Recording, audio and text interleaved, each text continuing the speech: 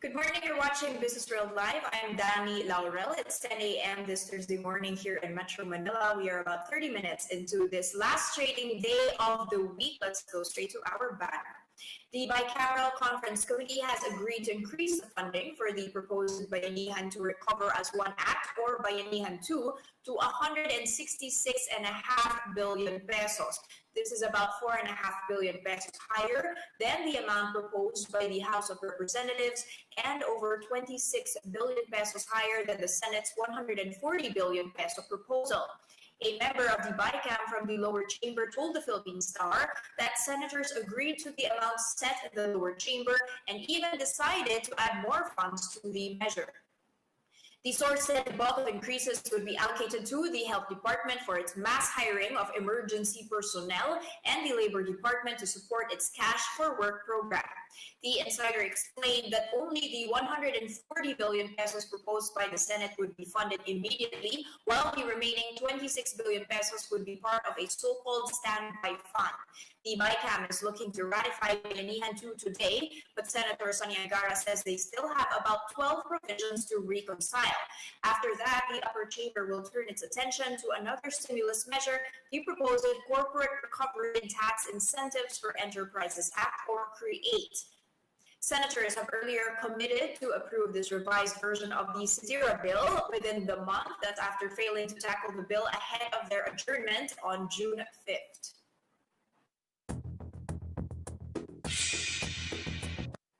Kicking off the last trading day of the markets with me, let's just take a quick peek at our local bourse. I'm going to open that for you together with my Bloomberg terminal. So you can see on your screens here how we have slid to the back foot. We have broken below the 6,000 levels. We are now trading at 5,973.45. That is down a hefty 1.1%. This, of course, following, I'm just going to pull this out for you here so you can see that slide on the right part of my chart here. This follows yesterday's break, which was already closing in on the 6,000 barrier. That's been a psychological barrier for a lot of investors. Profit taking took hold of the bourse already since yesterday. That was down 1.9%. And this despite the fact that yesterday was in fact the first day of a GCQ, or a return to a more relaxed community lockdown. Now, what happened? According to Chris Mangan of AAA Equities, the index actually ended sustainably lower. That's as the investors remained cautious and were quick to take profits. So the government had actually announced a GCQ, but had also announced a curfew. That's going to be from 8 p.m. to 5 p.m. in Metro Manila. We have more on that later on. But he said that this is what had hurt the sentiment, because even if we are returning to a GCQ, it's actually going to be a more restrictive GCQ than we have actually seen.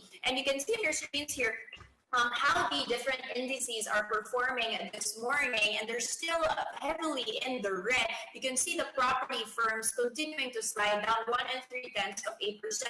They were down already 2.5% yesterday, and that was a lot because this, according to Chris Mangan, because of the fact that the malls are not going to be able to stay open until after 8 p.m. and just, apart from that, not just the retail stores, but also the food restaurants, which had hoped to start doing dine-in operations, will also not be able to operate. So apart from that, you've also got financials down 1.3%. This could also be largely due to the fact that a lot are watching out for what the central bank will be doing today. Recall that there's going to be a meeting, a monetary board meeting today. This following Central Bank Governor Ben Diokno's signals had said several times that they will not be doing a rate cut. And in fact, a Business World poll last week showed that most economists are expecting the Bangko Sentral to keep the borrowing costs steady. I'm just going to take a quick peek at how our rates are actually doing since the start of the year. Recall that we are at an all-time record low. Our benchmark is at 2.25%. Analysts believe that will be maintained by the Bangko Sentral. You've got, for instance, Bloomberg Economics' Justin Jimenez. He said that the central bank has really no compelling reason to move sooner. They had already surprised with a preemptive 50 basis points cut during their last meeting. So there's not going to be a lot of reasons for them to continue cutting. Another reason he says that might actually actually not the reason for the BSP to cut is that our negative real rates are actually right now limiting the scope for a further rate cut. We've got CPI inflation picking up to 2.7% in July, and he does say that this might actually be a reason for the BSP to be holding fire. Another one that sees a reduced need for a rate cut is Nolan Arbus. He is from HSBC. He said that the Monetary Board is likely to keep its policy rate steady today, and they did mention that we might already be seeing the limits of monetary policy. He said that despite all of these rate cuts, you can see that the recent data has shown that bank lending has even declined. So even the fact that the interest rates are low, it has still declined despite the rising liquidity growth. So he says this shows that you might actually be needing more fiscal stimulus rather than monetary stimulus as of now. I just want to take a very quick peek at our financials and how they are doing. I recall that they have already been dragging down the index. I want to see whether anyone is actually standing out and going against the tide here ahead of that monetary policy meeting. You can see on your screens here that a couple of banks are actually in the green. Take a look at RCBC. That is surging by 3 7/8%. Of course, they have just announced that they'll be doing a Reg S dollar bond.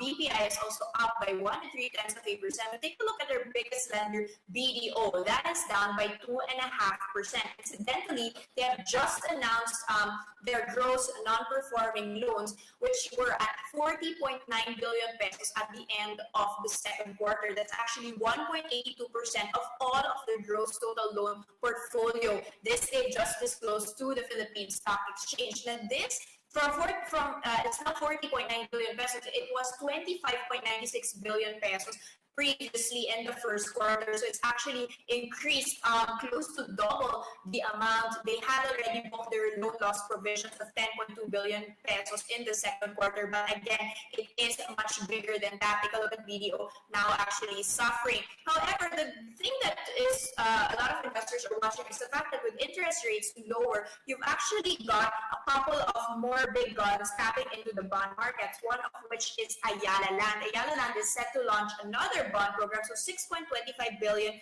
bonds worth with an exchange offer. So they're actually going to be issuing this under their 50 billion peso securities program.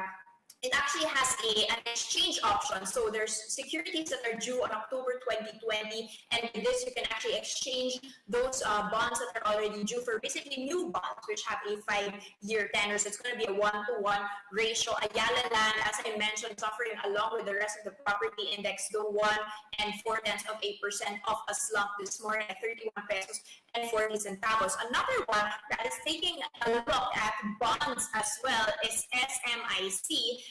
They are set to offer around 15 billion pesos in bonds. That is part of the 30 billion peso plan. So they'll be registering that with the Securities and Exchanges Commission. So those bonds are going to be in different tenors. So 3, 5, and 7 years. The initial issuance will be worth 10 billion pesos with an option to upsize to 5 billion pesos. And finally, I just want to take a quick peek at our local unit, the peso. That has actually been what has been putting a smile on our faces as of late. You can see it actually weakening just a touch to 48.64 to the greenback. Nevertheless, it's still a very strong showing. We're still strongest that we've seen in between 3 to 4 years, and even ahead of this BSP meeting already yesterday, we did see quite a rally. However, Barclays is actually warning about one thing that might actually weaken the peso in the near term.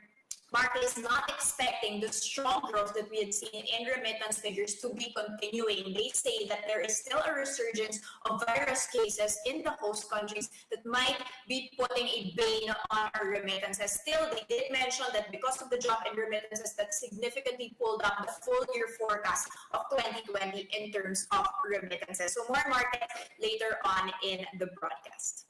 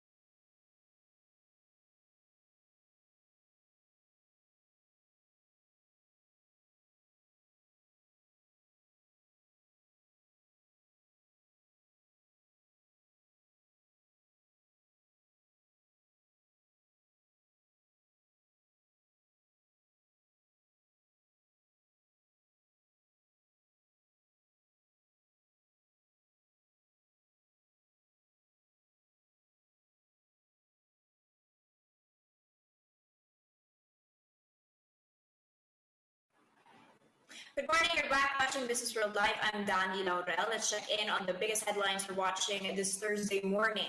All local government units in Metro Manila have adopted a unified curfew that's from 8 p.m. to 5 a.m. effective until August 31st. NCR mayors recommended this rule to hopefully curb the rising COVID-19 infections here in the region. Now, despite the stricter measures, business groups are hoping to see an improvement in consumer spending during the GCQ, or General Community Quarantine. However, the Philippine Retailers Association Vice Chairman Roberto Claudio flagged that consumption will still be well below pre-pandemic levels because the people are still reluctant to go to malls. Meanwhile, Philippine Franchise Association Chairman Richard Sanz believes that the curfew may be too restrictive for food establishments and restaurants. PCCI Quezon City President Sara De Loraya said the government needs to set possible exceptions to the curfew, like for call centers, drugstores, emergency cases, as well as private transport. The Senate Public Services Committee is setting aside proposed amendments to the 83-year-old Public Service Act to focus on COVID-19 bills and the 2021 budget. The proposed measure seeks to amend the PSA to provide a clearer definition of the term public services, which had been interchangeably used with public utilities. The tweak aims to limit the definition of public utilities to power transmission and distribution and waterworks and sewerage pipeline distribution. At present, public utilities are subject to up to 40% foreign equity restrictions as stated under the Constitution. Now, if enacted, the measure will lift foreign ownership restrictions on telco and transport providers. Acting NEDA Secretary Carl Chua already threw his weight behind the proposal, saying it will allow the Philippines to capture much-needed foreign investors. However, Senate Committee Chairman Grace Poe says the upper chamber is in no hurry to discuss these bills. Poe explained that some senators have raised issues regarding national security and possibly favoring one country by lifting foreign ownership restrictions. There are now 6 bills amending the PSA pending before the Senate, while its counterpart House Bill 78 has already been approved on the final reading. Now, while the budget for the Bayanihan II bill is almost set in stone, the two chambers of Congress have yet to reconcile their opposing views that's on the inclusion of finance relief measures in the said proposal. The Senate prefers to legislate pandemic relief measures specific to the finance sector that is separate from the Bayanihan II bill. However, the House version includes key features of both the FIST and guide bills. The FIST bill allows for the transfer of bad loans to asset management companies to keep the banks healthy, while the guide bill seeks to create the Arise Incorporated, which will assist the companies to address solvency issues. The upper house may want a separate bill for financial institutions, but it is still committed to support the injection of 50 billion pesos to the Land Bank and the Development Bank of the Philippines for lending to MSMEs. The panel is expected to tackle the FIST provision today. That's as it targets to conclude meetings in time for ratification next week.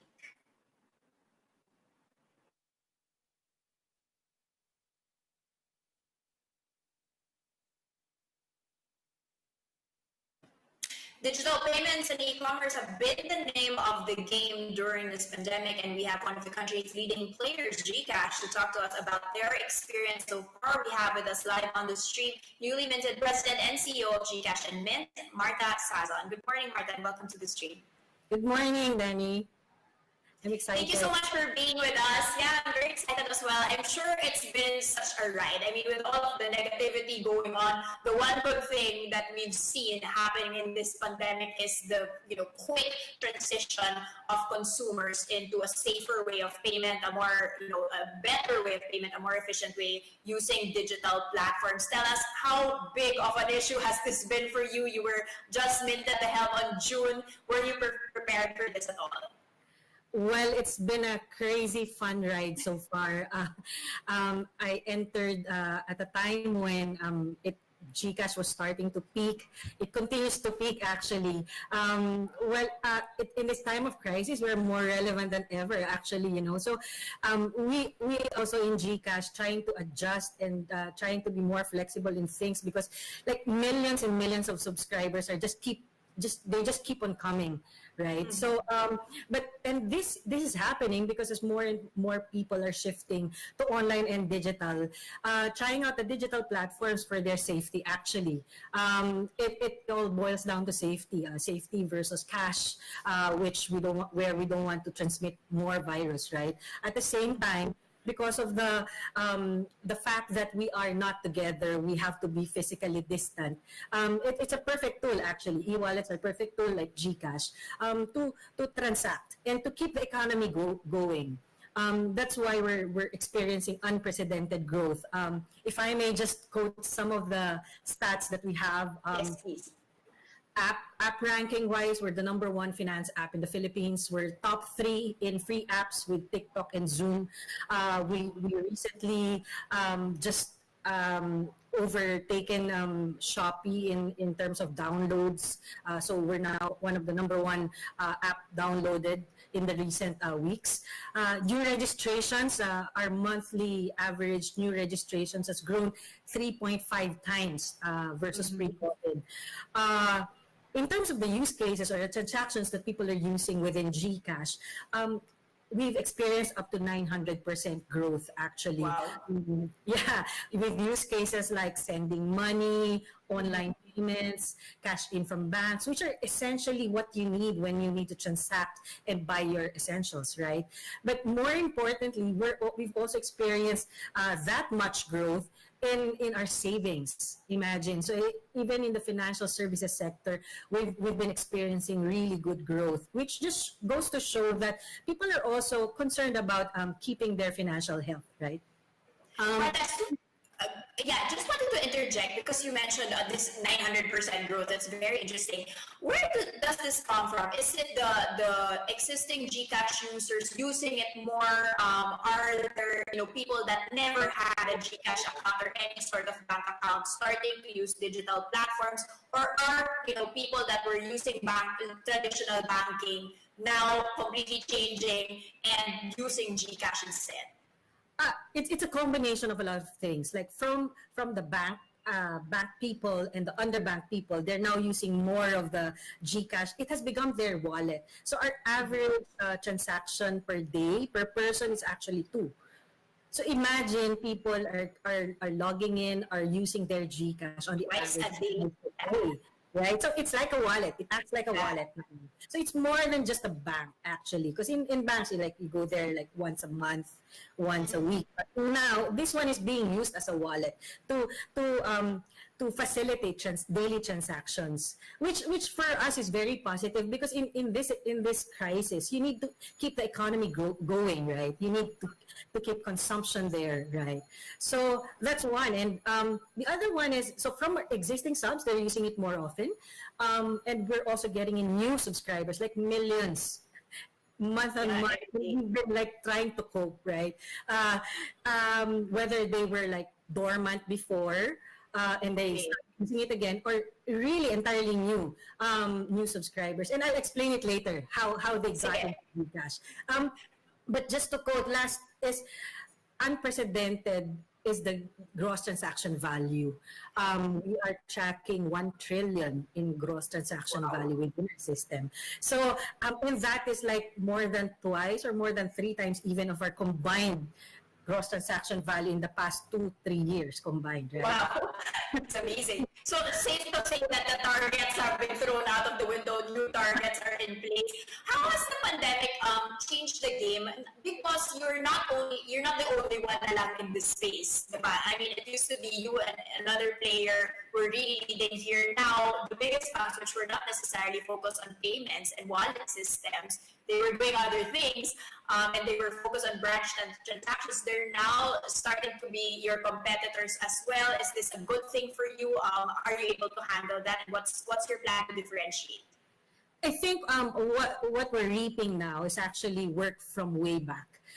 For the past years, we've been building a really good product and a really good set of service, and it stands on a very stable platform, thanks to our partners in Ant and in Alipay, right? Which actually their platform can handle billions and hundreds of millions of people, right? So our platform is as stable and as secure as that. Right. So we are in a position to really handle this surge in usage and in subscribers. The other thing is the features that we've been putting in, which is more than just payments and transfers. We have financial services. We even have G-Forest. That actually are beyond just being a wallet. It actually enriches your usual wallet concept. So it's not just a simple wallet. It's not just a simple bank, right? It's more than that, and it really it's a tool. It's a digital tool for a lot of people. And what's good about this is we are not necessarily competing with other banks or with other e-wallets. I mean, the more the merrier, right? Especially now that crisis is here. We actually have been working closely with banks. We have a tie-up with CIMB who's been powering our GSave account. Okay. With our partnership with them, we're able to offer best-in-class interest rates. Imagine you can get from 3 to 4%, up to 4% interest on a savings account. That's better than like a time deposit or even a treasury bond, right? And with no like 1 peso minimum deposit, you can set it up in as fast as 1 minute. And that's care of a bank, really. The other one is we're also doing loans also with them. And also our integration with BPI and Union Bank has helped us in terms of, has helped the subscribers in terms of cashing in. So it's now easy to transfer their money into ours so that they can do the daily wallet stuff, right? So I'm actually interested, Martha, in what you mentioned that you're going into loans because another thing that the pandemic needs is access to liquidity. Diba? The BSP has been very quick to reduce the interest rates, to also help with the triple R ratio cuts. Are you taking advantage of this and allowing, especially people that have lost jobs right now that need a very quick cash just to get by? How are you using GCash for that? So we have a G credit. We call it Pantawid. Kasi that's how we use it really. And it's also in partnership with CIMB. What's good with that is the interest rates are prorated per day. It's not your usual credit where you get charged like really exorbitant amount. But this one, it's lower, much lower than your usual loans or your usual credit rates. At the same time, it's prorated per day. So if you pay like if you really need a pantawid and you pay like in less than a week, it's so cheap, right? And what's good is that is backed by best-in-class credit scoring. So given the rich data that we have in GCash, we're able to score well and know who are the good players, who can actually afford to pay us back. That helps our consumers better because we don't want to give them more trouble, right? By unduly lending to people who cannot actually pay in the future. So that's backed by G-Score and backed by also a really reliable bank. Okay, just for the surge in usage, do you see this as a temporary surge? I mean, it can't necessarily be sustainable naman, diba, every time this type of transactions, or how can you see, how do you foresee the future in terms of a sustainable adoption for this, especially as we try and go back to the new normal? Are you prepared that you might actually start using this again as cash starts becoming exchanged again, or are you really seeing a longer term pivot here, especially in the Philippines, which has been waiting naman talaga for this pivot for so long? Yeah, if I base it on the experience in other countries, well, like in India, it took like the disenfranchising of cash for a while for them to adopt the e-wallet. In some countries, like probably Indonesia, it's the traffic and it's the use of motorcycles that allowed like Gojek to get in, right? Well, in the case of Philippines, unfortunately, it took COVID. It's the pandemic, correct. It's a pandemic, right? And I think digitalization is here to stay. Yes, there might be some who would go back, but in general and majority, we feel that it's here to stay because once they tried it, most of our users are actually happy using it. They find the convenience really very useful, and also the empowerment, the ability to actually take advantage of the features that they thought were just available to a few, right? So it's really the democratization of the services, like the financial services, whether it's savings, it's investments, it's insurance, it's credit, because we have this now. Last year, we were concentrating on payments, right? And payments and transfers. And in the recent past, we've launched actually new things, which are savings, credit, insurance, and even investment. We even have tingi insurance that allows people to, for those 39 pesos, you get term life and accidental benefit also, and as well as some subsidy for your hospitalization, which covers even COVID. Okay, amazing. And finally, Martha, before we let you go, GCash has been, in my opinion, very focused on the consumer side, diba? So a lot of consumers adopting it, the shoppers. What are you doing on the enterprise side, and how are you, leveraging on the fact that you're in the Ayala group, like you mentioned, you have ties with Globe, you have ties with Ayala Health, for instance, right now. That's what we need. How are you helping the enterprises, the MSMEs? Thrive and also have a better way to conduct their businesses? Okay, so let me just subdivide that into three. So one is the merchants, the MSMEs. The other one is, I'd like to talk about the government also.